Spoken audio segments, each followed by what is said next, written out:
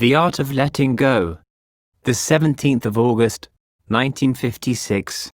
When you sit and meditate, even if you don't gain any intuitive insights, make sure at least that you know this much. When the breath comes in, you know. When it goes out, you know. When it's long, you know. When it's short, you know. Whether it's pleasant or unpleasant, you know. If you can know this much, you're doing fine.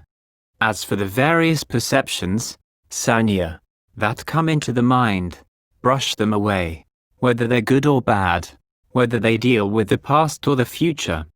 Don't let them interfere with what you're doing, and don't go chasing after them to straighten them out. When a perception comes passing in, simply let it go passing by on its own. Keep your awareness, unperturbed, in the present. When we say that the mind goes here or there, it's not really the mind that goes. Only perceptions go. These perceptions are like shadows of the mind. If the body is still, how will its shadow move? It's because the body moves and isn't still that its shadow moves. And when the shadow moves, how will you catch hold of it? Shadows are hard to catch, hard to shake off, hard to set still. The awareness that forms the present, that's the true mind. The awareness that goes chasing after perceptions is just a shadow. Real awareness, knowing, stays in place. It doesn't stand, walk, come, or go. As for the mind, the awareness that doesn't act in any way, coming or going, forward or back, it's quiet and unperturbed. And when the mind is its thus normal, even, undistracted self, i.e., when it doesn't have any shadows, we can rest peacefully. But if the mind is unstable, uncertain, and wavering, then perceptions arise. When perceptions arise, they go flashing out, and we go chasing after them, hoping to drag them back in. The chasing after them is where we go wrong. So we have to come to a new understanding that nothing is wrong with the mind.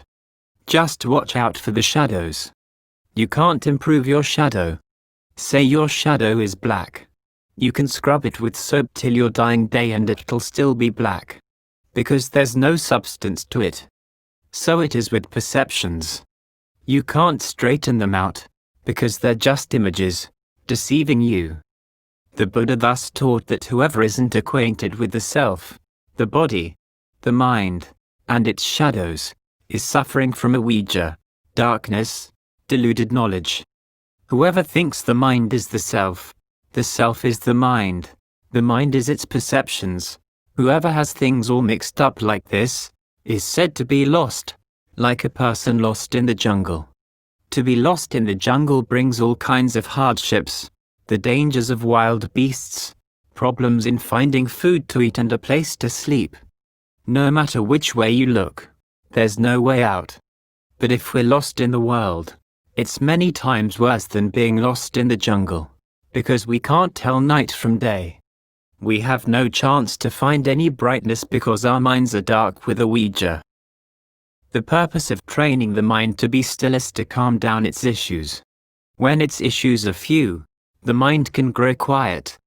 And when the mind is quiet, it will gradually become bright, in and of itself, and give rise to knowledge. But if we let things get complicated, knowledge won't have a chance to arise. That's darkness. When intuitive knowledge does arise, it can, if we know how to use it, lead to liberating insight. But if the knowledge concerns lowly matters, dealing with perceptions of the past and future, and we follow it for a long distance, it turns into mundane knowledge. That is to say, we dabble so much in matters of the body and forms, rupa, that we lower the level of the mind, which doesn't have a chance to mature in the level of mental phenomena, nama. Say, for example, that a vision arises and you get hooked. You gain knowledge of your past lives and get all excited.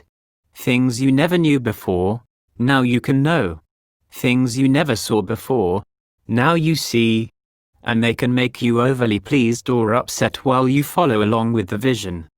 Why pleased or upset?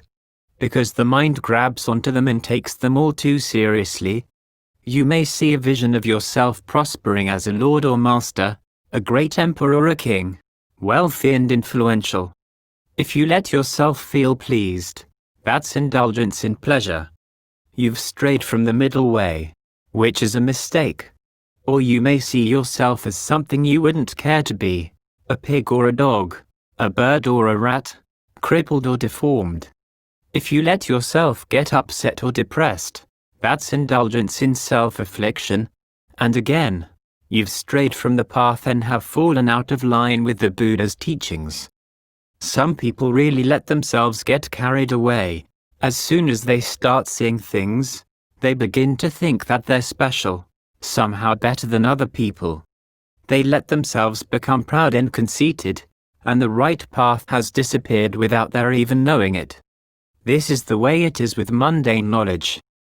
But if you keep one principle firmly in mind, you can stay on the right path.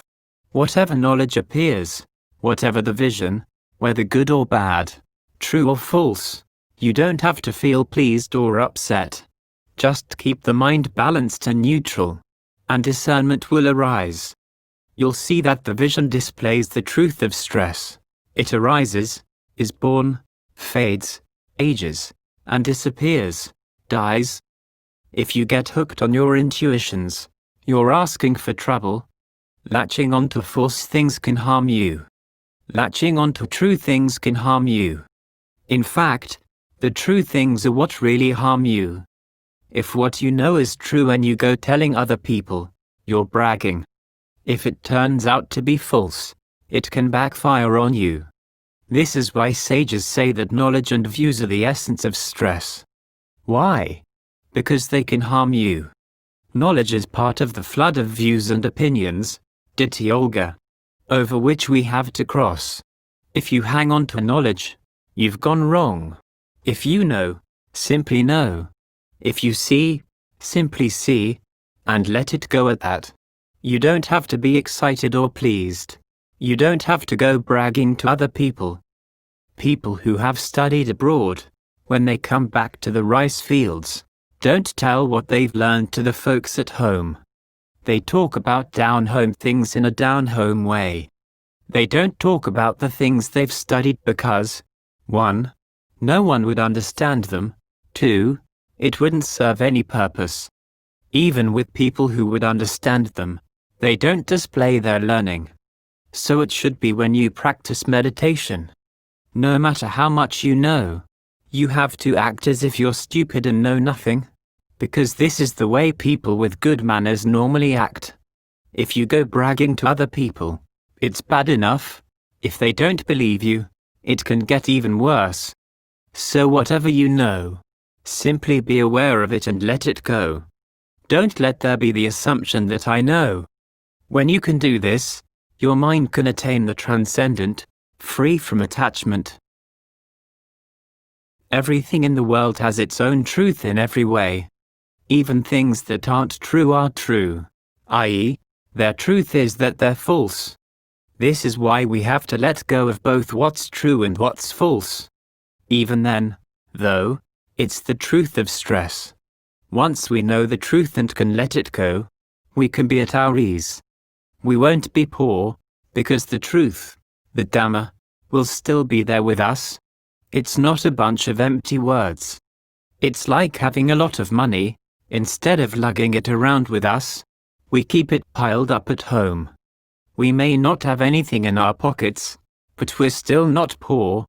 The same is true with people who really know. Even when they let go of their knowledge, it's still there. This is why the minds of the noble ones aren't left adrift. They let things go, but not in a wasteful or irresponsible way. They let go like rich people. Even though they let go, they've still got piles of wealth. As for people who let things go like paupers, they don't know what's worthwhile and what's not. And so they throw away all their worthwhile things. When they do this, they're simply heading for disaster. For instance, they may see that there's no truth to anything, no truth to the canvas, no truth to the body, No truth to stress, its cause, its disbanding, or the path to its disbanding.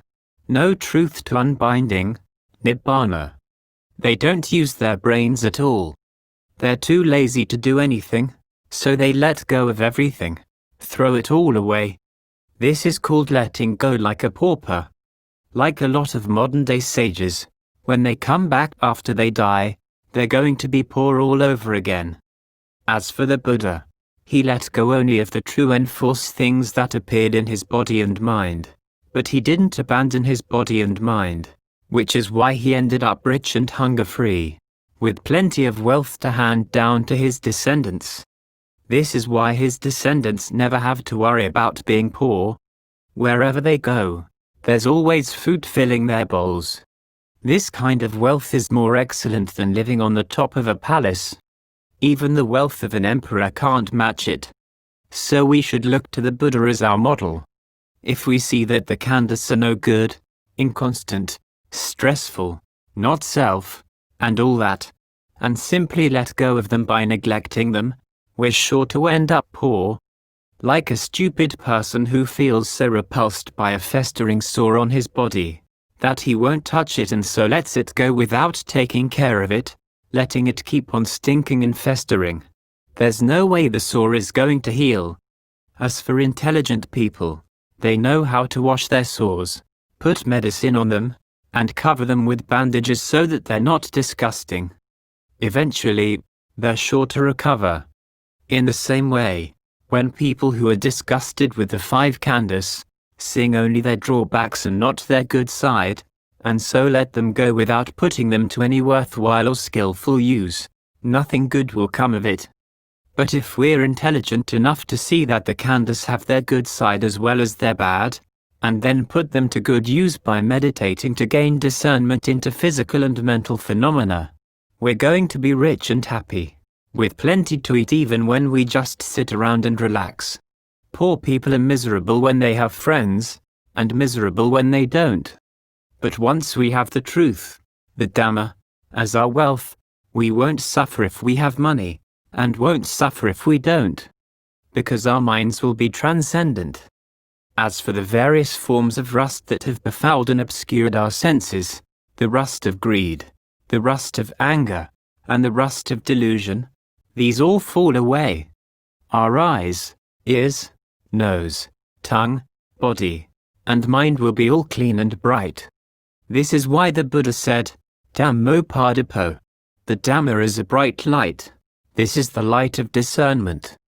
Our heart will be far beyond all forms of harm and suffering, and will flow in the current leading to Nibbana at all times.